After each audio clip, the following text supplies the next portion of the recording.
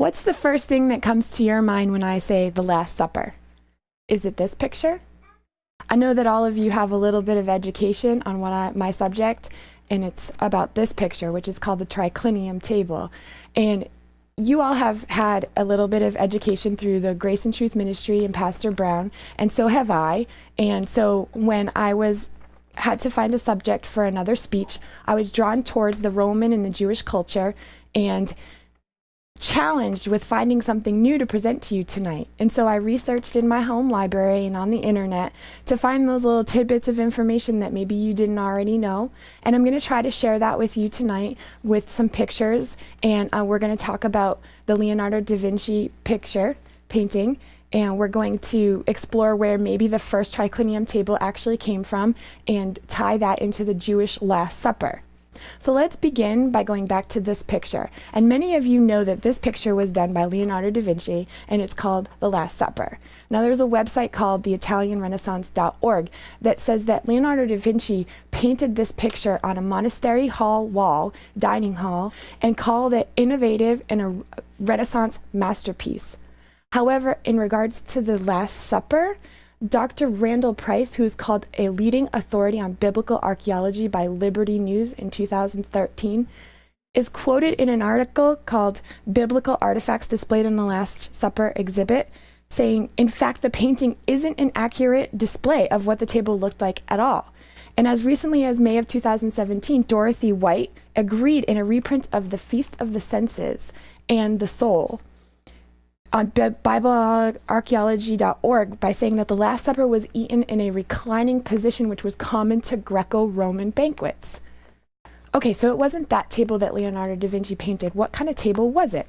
This is a picture of a triclinium table that was found in Pompeii. This picture was taken in 2006, taken from PompeiiInPictures.org. And it's from a home that was occupied until at least 79 AD. But the history of the triclinium table actually shows up a lot later than that in history.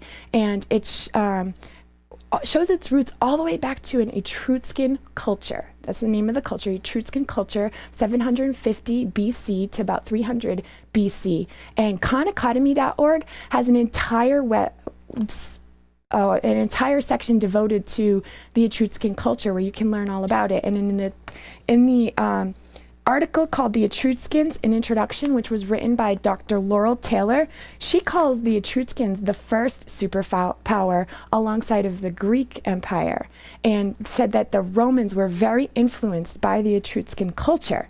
And further down this list of articles, there was one called The Tomb of the Triclinium, written by Dr. Jeffrey Better, and he's explaining the paintings that were found on a burial tombs wall, and it had diners in the reclining position on couches. And so we can see where the Romans, because of their close contact, picked up the triclinium table from the Etruscan culture and brought it into their culture. And so finally, how does that all relate to the Last Supper of the Bible? Some of you may recall the website BibleHistoryOnline.com, which I had used the article, The Roman Empire in the Time of Jesus. And that's the same website that this map comes from. And you can see here, this is the Etruscan culture, and Rome was right on its border. And then so Rome eventually overtook the Etruscan culture, just like they overtook everything. And their borders were here to the British Channel, over to the Black Sea, down around to the Arabian and the African desert. And here is where Jerusalem was. And that is right in the middle of Roman control. And so you can see that that's where the Roman influence came in. And the Bible in Mark 14 verse 15 says that the Last Supper was held in an upper room in Jerusalem. And actually, Alfred Edersheim, in The Life and Time of Jesus the Messiah, says that it was Jewish law to take the Passover, which was the Last Supper, in a reclining position on pillows in an elongated horseshoe fashion on a low table. And they would lay on their left side with their right arm free to eat with. And so he also directs our attention to Mark 14:18 and the word sat. And if you look the word sat up in the Strong's Exhaustive Concordance of the Bible, you'll find that it says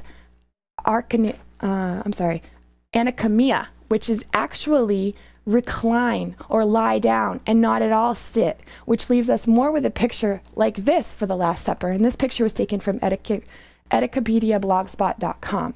And so that picture leads us to the conclusion of our little study on the Triclinium table. And my goal was to find something new to share with you by looking at what Leonardo da Vinci had to say about the Last Supper and what the experts had to say about the Last Supper, and where we could find the history of the Triclinium table as far back as we could, and how it tied into the Jewish culture. So I'm wondering right now, with a show of hands, has anybody learned anything new today? Excellent, my job here is done. Thank you.